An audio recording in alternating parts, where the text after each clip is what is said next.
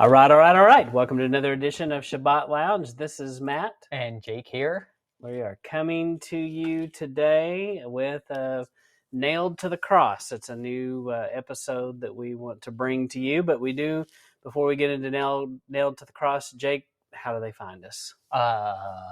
You use the Google machine, you push in the Sabbath Lounge, and it will find us. Or your DuckDuckGo, or any other such search bar. We're on the YouTube. We got the TikToks going on. Anywhere you can find podcasts, just search Sabbath Lounge. And we appreciate somebody did give us a shofar. Ooh, in a comment. Nice. And we really appreciate that. I think they couldn't find a shofar, but they found a horn. Okay, that works. And that's close enough. Yep. I think I have shofar because I downloaded a Jewish emoji thing. And so maybe you haven't done that, but you can do that. There you go. Send us some shofars. Yes. But we appreciate especially sharing it with anybody on cross platforms. If you want to share it on Gab, we have a faithful follower who shares us on Gab on a regular basis, and we appreciate her. Yes. So also go to the website, sabbathlounge.com. Find all historical documents and stuff. Yep. So now we'll get into Colossians 2. Right. So this is part of the apologetics series, right? Yes. So it'll be on the playlist and YouTube with Torah apologetics. Right. So and this is going to be a several part series. So in this one, right, we're just going to go through some introductory information. So it's going to be like part 3 parts, but with the introduction, it has 4 parts. Yes, that's confusing. Right. Yes. But so intro, 1, 2, 3. Yep. We'll figure it out.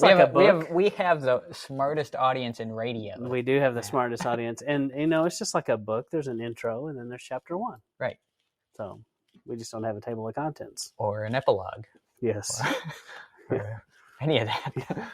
All right. So we'll get right into it. And so we're going to take a look and see what does Colossians say. So in our introduction, we're going to talk about who are these people. Why is it called Colossians, Jake? Let's find out together, Matt. So when we look at a map of the ancient churches. That's a good place to start. Yes. Yeah, I like maps. So this map's showing up a little fuzzy here, but you can see Colossae is down there by Laodicea. And so Laodicea is the church that you don't want to be a part of, the one that's lukewarm, and he's going to spit you out of his mouth. So but Colossae was very close to that area. Not that they were the same, but that's kind of the area. It's probably like Turkey-ish. Yep, you're in Turkey. Yep. If you see behind this map here, it does say Turkey behind there. Oh. It does. Yeah. So there you go. All right. So that's where they are. Something important to realize. When I first realized this, I thought it was a big deal. So how close is Turkey to Israel? To the north. It's not too far away. It's kind of far away, especially if you're on foot. Well, on foot, yeah. But we'll get into that later. But in our modern world with airplanes and cars, it's not too bad. Right. Definitely closer than Texas is. Yeah. So. All right. So Paul's letter. So Paul, Jake, he wrote these as personal letters. Yeah, and they're called interesting letters from Paul. Right. Yeah. It's kind of interesting to think about that he's just sitting there writing some letters to his fellowship friends that needed some help. And so he wrote these to very specific people, very specific location, very specific moment in time. And he nowhere claims to be rewriting the Bible, but many people put that on him unfairly. Right. So, Jake, do you think it is possible that Paul would look at the way we've taken his words and have trouble with what we've done with it? I think so. I think he definitely would. Why don't you explain a little bit more about what you mean by rewriting the Bible? I could see that being confusing for someone. Well, just meaning that we often the way I grew up in New Testament church, it was like Paul rewrote the Bible and all the other stuff disappeared. And he said what I was taught is that he said something new that had never been said before, and this was all new, and it replaced what was in said replacement before. theology kind of thing. Yeah, and so all that was old. No need to study the old. And I don't think anywhere Paul ever claimed to be doing any of that. Right. And if you were doing that, that would be kind of a big deal, and it looks like you would say that. Seems like you would. Yeah. And in fact, we know the prophets would have to have said that because he doesn't do anything unless he reveals it through his prophets.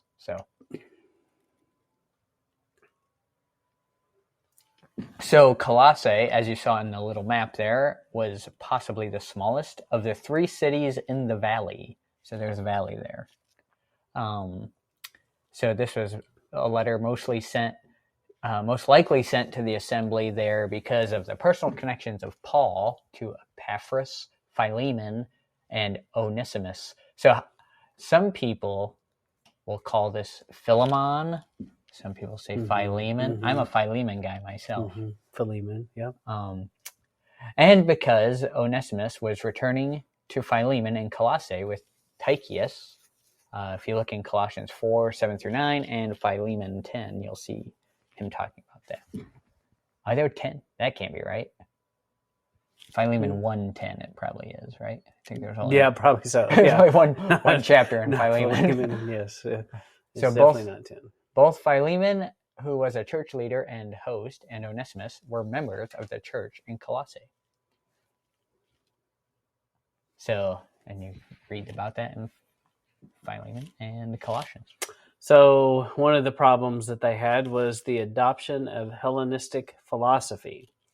And they observed these rituals and laws that had to do with food and drink, festivals, new moons, and Sabbaths, worships of angels, false visions, asceticisms, mysticism, and many other man-made religious practices. Right. So that may be interesting to you to know. Yeah, it's. I think it's important to realize that they had taken these things that the Jews were doing and twisted them into different practices based on those things that they had seen other cultures do.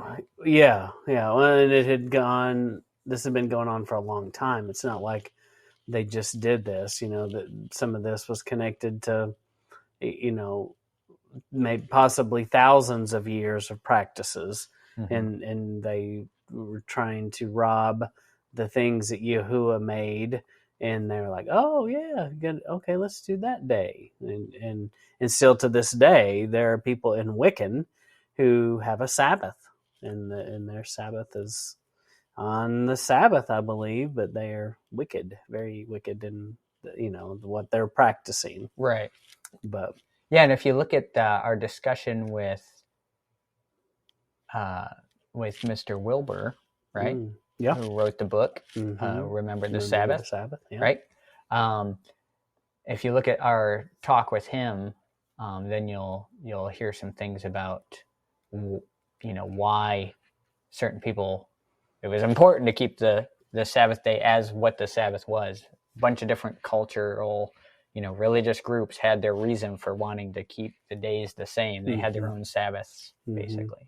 But this is so important in Colossae to understand that there were people who practiced a religion, who honored a Sabbath, who had festivals and had things to do with food and drink. So as we read and look in Colossians, you have to keep that in mind, that yes, of course, there are Hebrew people or Jewish people, if you will, that observed food and drink rules and festivals. But and so it can be confusing if you don't take the time to kind of sort some of these things out. And I think many people have confused some of these things, and may not have realized that the people did, had these weird things that they did too. Right. And they had this, you'll see this word there, asceticism. Mm-hmm. It kind of goes in line with the Hellenistic practices of they're trying to do things to set themselves apart, which is, something we're familiar with. And they're trying to be better by denying their bodies of certain things. Yeah. Which in that case, which sometimes is good, but they had taken it to a place where they're denying their body things that there's nothing wrong with doing. Mm-hmm. So, and we cited a source there at the bottom that you could go research a little bit more there if you want to do that. Moving on with the background. So we know that there was a large Jewish population because of the proconsul in Laodicea from 62 BC. There is a record of the temple tax, and that shows that there was a significant tax base of Jews out of Colossae. So, just historical evidence supporting that fact. And then you've got this Hellenistic faith. This was the way of life in all of Rome. This is what they did. And so there's a source there for that as well. But if you just look up and Google Hellenic faith, you will find lots of information. Yep. Be careful. So, yes, you may get more than you bargained for. So, but definitely you're dealing with a part of this culture that in Colossae was very pagan, and there were some Jews there. And so you put all this together and you get Colossians. Right. The other part of this is the Judaizers, if you will. And so they were people who were clinging to maybe more of man-made Pharisaical traditions. Yeah, so you have these two systems coming together. You have the Hellenistic stuff, and you have the man-made laws of the Pharisees, and it makes for some confusing situations for new believers to come into. Can you off the top of your head think of a man-made law that the Pharisees tried to enforce that was absolutely not in the Torah or in the collection of the Scripture? There's they would try to tell people they were not righteous if they didn't fast, or they would say on certain days, or if you I think it's easiest to pick the ones that Yeshua would pick, and one of them being the washing of pots and hands before you eat, that kind of thing. And it wasn't just washing. There was a way you were supposed to wash it. Right. Like so many times. And, you had to let the water run down, or, almost like a doctor, there was like a way that you had to do it, or you weren't doing it right. Right. And they would judge you by that. And so you've got these pagan people who have their own issues, and then you have the very conservative. And I don't know that conservative is right, but they compared to the pagan, I guess these would be very conservative beliefs, and there's a lot of clashing that happens in these two groups. And these Judaizers who grew up in the faith are trying to force all these new converts who are just fresh off of, having weird parties, right. And bringing them in, and they just were putting they all kinds of they extra. Needed a letter from Paul to kind of straighten things out. They were a little stirred up. Yeah. So they were in kind of chaos. Is kind of what it leads you to believe. There were some issues, and so I think it's important, Jake, how in our studies about Exodus and that early church, how is it like this early church? So they had become embroiled in the culture they're living in, and the culture they're living in is antithetical to Yahweh's paths. So when the Hebrews come out of Egypt, they have to learn those ways all over again. Remember, they had known them before. Yah's people knew them before, and then he had to instruct them again. And it's the same kind of deal here, except they're not leaving the area. They're, going to go forced from there. And it's more of leaving Babylon metaphorically. right. So, but yeah, there's a lot of parallels between these two, and it's important to see that, and important to realize that the church in the Exodus was church, just like church, and maybe a better way to say is a holy set apart people or an assembly of people.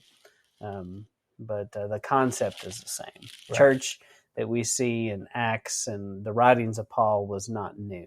Right. So that is coming to the end of our introduction of Nailed to the Cross. Right. So that's just our heads up on what Colossians, the city, right, of Colossae was like at the time. And so we can have that background when we go into the detail of what the actual book of Colossians is talking about. Yeah, so just remember there's two main people groups. You've got pagan people, and you've got a what you would call Jewish population, but they were more closely to maybe what we see the Pharisees doing, and they were still holding to some of those things, and even if that may be unfair to them, but they may have just been also just enforcing Torah things like circumcision on people, but they just didn't kind of have it right. They were making it mandatory for salvation, and not accepting people because they weren't where they were, right, in their lifetime of study. Right. And so instead of letting people come to it as Yah leads them, they were trying to compel people right at the beginning, going, you got to do this or you can't come here. And there were lots of things that they needed to work on, and the long game is eventually they can get to working on some of these things, but first they had to start with some basic stuff and get that right before it's just like in our interview with David Wilbur about if somebody is in the terrible sin and they come to saving knowledge of Yeshua, well, step one is to get out of that lifestyle or whatever crazy thing you're doing. That's where you got to start. Yeah. And that's what the pagans, that's where they are. Exactly.